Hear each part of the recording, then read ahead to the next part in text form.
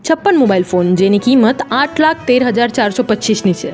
એને Bapunagar police station સ્ટાફની ટીમે CEIR પોર્ટલના ઉપયોગથી શોધી કાઢવામાં આવ્યો છે. ફોનના માલિકાના હક રાખતા લોકોને પોલીસ સ્ટેશનમાં બોલાવીને મોબાઈલ ફોન સોંપવામાં આવ્યો છે.